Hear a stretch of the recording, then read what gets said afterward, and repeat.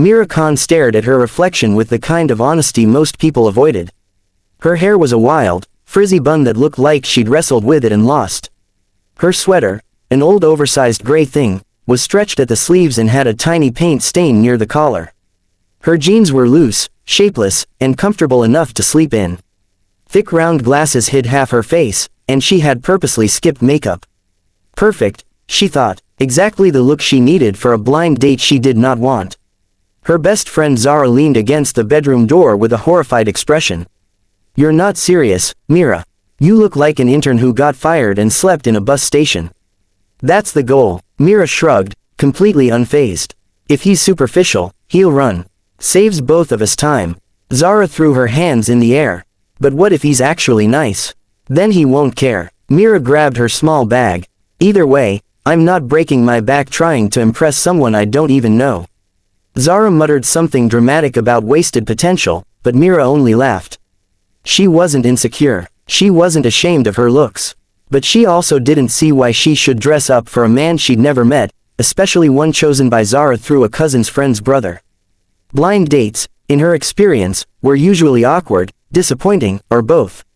Still, she agreed to this one only to stop Zara's constant nagging. The cafe was a small, warm place with wooden tables, dim lighting, and the smell of fresh pastries drifting in the air. Mira walked in confidently, ignoring the few curious glances. People rarely saw a woman so unapologetically underdressed on a first date. But she didn't flinch. Meanwhile, in the far corner, a man sat tapping his fingers lightly, not from impatience, but from mild anxiety. Adrian Hale was not used to nerves. He was used to boardrooms, negotiations, numbers, and power. Not blind dates arranged by his overly meddling sister.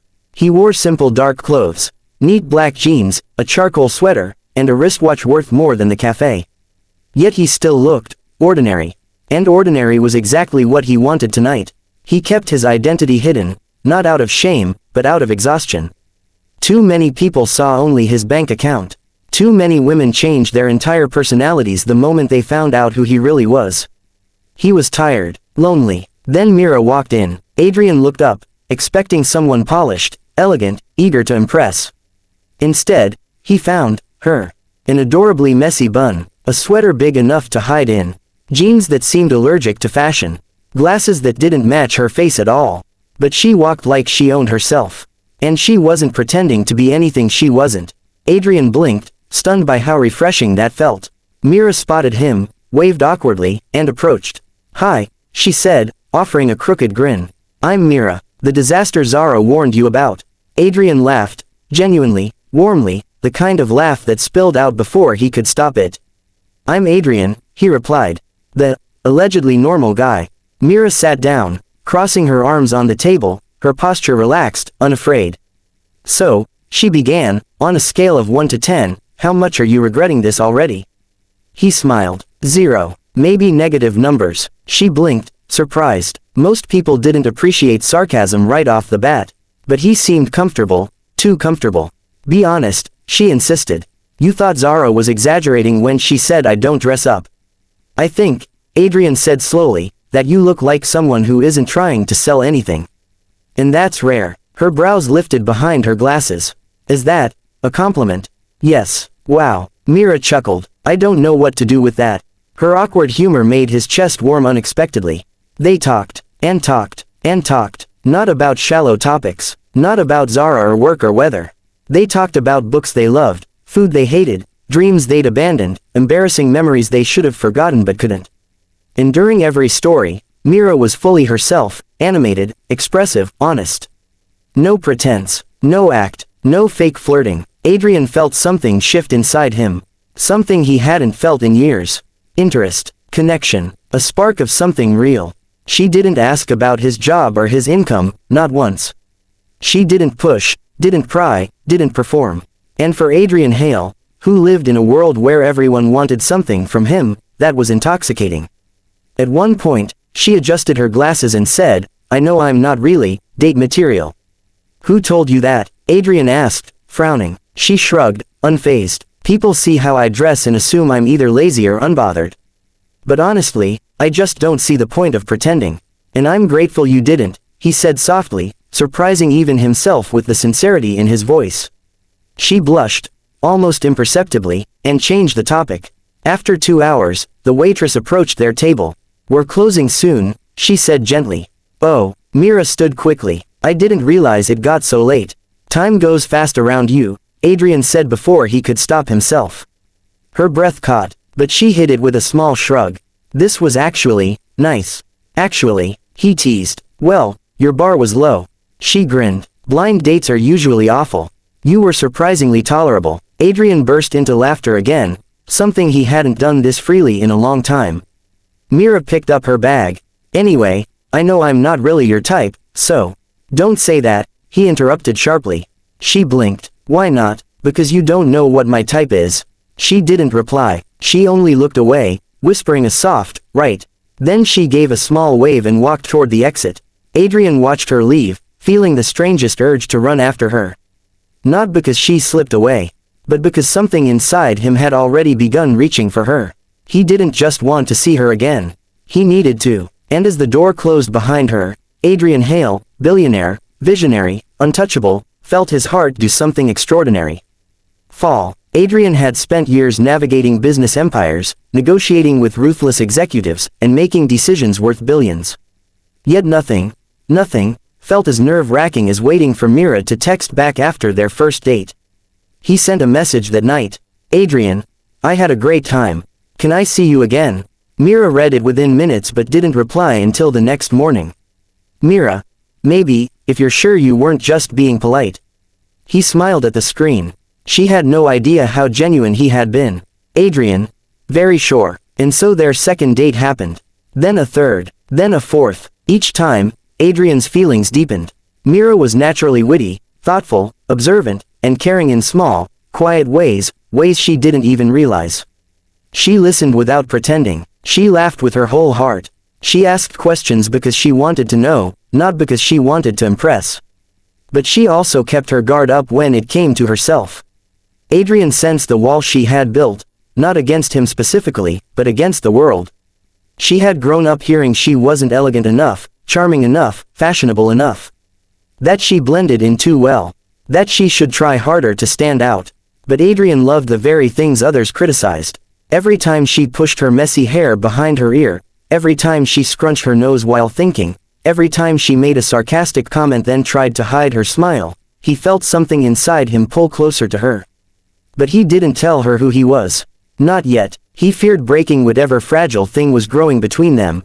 The invitation. 3 weeks into seeing each other, Adrian made a decision, a risky one.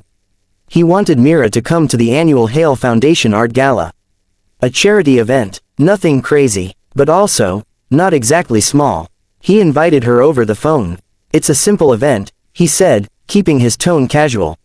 "A charity thing. Some art exhibitions, soft music, food, nothing fancy." Mira hesitated immediately. "Events make me uncomfortable. I'm not really the gala type." "I'll be right beside you," he promised. She sighed into the phone, a soft, nervous sound. "All right, but don't blame me if people assume I'm lost." He grinned. "They'll be too busy talking to notice." Too busy talking about him, he realized. And that was the problem. But he pushed the worry aside. He wanted her there, at his side, even if he wasn't ready to explain everything yet. The night that changed everything. When Mira stepped out of the cab in front of the Grand Hotel, she instantly regretted her decision. Golden lights draped the entrance. Photographers gathered near velvet ropes. Luxury cars lined up like a parade of wealth and elegance. Guests in designer gowns and tailored tuxedos glided through the doors like they belonged to another world. Her breath hitched. She wore a modest navy blue dress, simple, knee-length, beautiful in its own quiet way. Zara had forced her to curl her hair slightly, and the soft waves framed her face gently. But standing in front of the extravagant entrance, Mira suddenly felt small. Out of place. She almost turned back. Then the doors opened, and Adrian walked out. He wasn't wearing his usual casual clothes. Tonight he wore a fitted black suit that made him look impossibly sharp. His hair was styled neatly, and he had a presence about him that seemed to naturally draw attention. Several guests turned to greet him. People nodded respectfully, and Mira froze. What was this? Who was he? Then Adrian spotted her, his expression instantly softening. the tension in his shoulders easing. He walked toward her with the kind of warmth that melted her fears. "You look," he paused, taking her in with amazement. "Beautiful." She flushed and looked down. "I feel like a fraud." "Then let's both be frauds tonight," he joked gently. "Come on." He held out his hand. She took it, and they walked in together. Dash dash dash. The whispers begin. The moment they entered the ballroom, everything changed. Glasses clinked, soft music played, conversations hummed in elegant circles. But as soon as people saw Adrian, a ripple of whispers followed. "There he is, Adrian Hale. He's hosting again this year. Who's the girl with him?" Mira frowned. Adrian stiffened slightly but masked it well. A woman in a sparkling silver gown approached. "Good evening, Mr. Hale. Wonderful event as always, Mr. Hale." Mira blinked. Her heart dropped. Adrian smiled politely. "Thank you for being here." She turned to Mira with a curious smile. "And you must be his guest."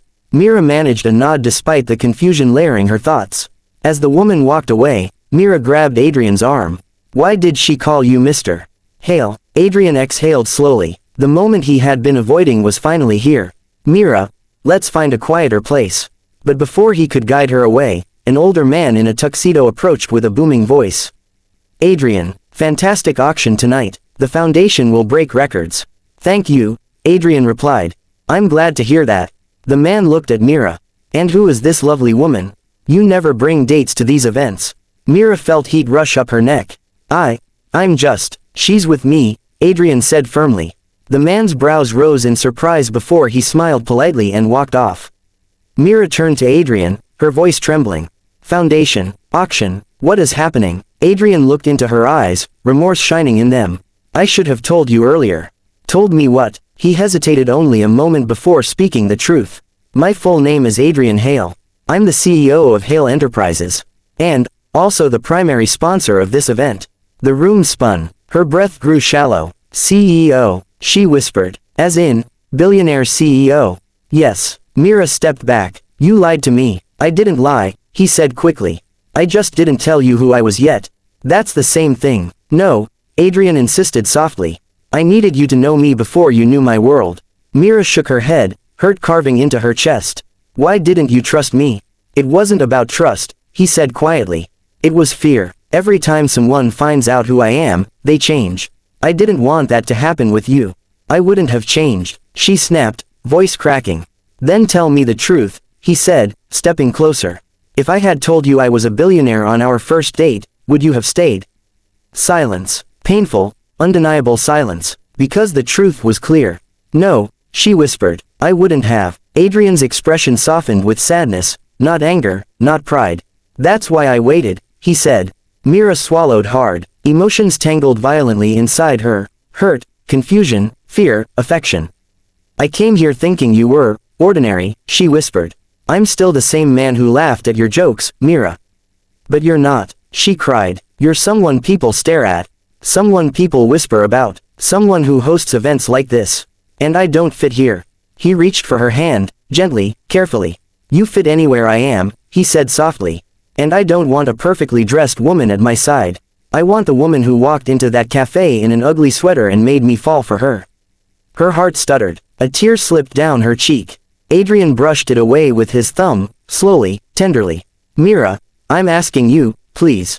Give me another chance." Her breath trembled. She looked around at the glittering world she never belonged to. Then she looked back at him, the man who had chosen her, not for beauty, not for status, but for her unpolished, honest soul. And she made her decision. "Fine," she whispered shakily. "But next time, I'm wearing something even uglier. Just so you're absolutely sure." Adrian laughed, relieved, emotional. "Wear whatever you want, I'll fall for you anyway." And he did, again, and again, every day after.